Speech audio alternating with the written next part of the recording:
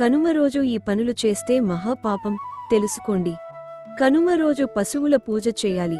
ఆవులు, ఎద్దులకు స్నానం చేయించి పసుపు, కుంకుమ పెట్టి పూలదండలు వేసి పూజ చేయాలి.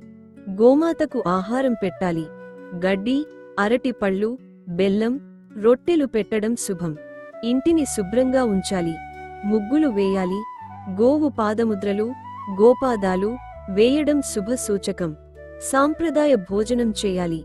బెల్లం అన్నం, పొంగలి, గారెలు, బొబ్బట్లు కుటుంబంతో కలిసి సరదాగా గడపాలి.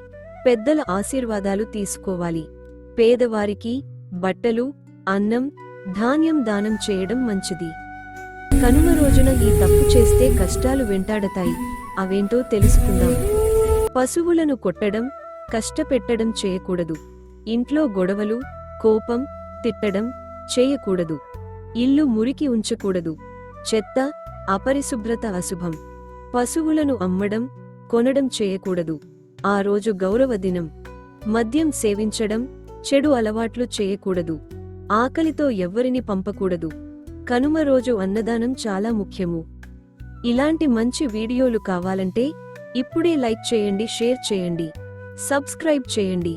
మా ఛానల్కు సపోర్ట్ చేయండి. Please subscribe.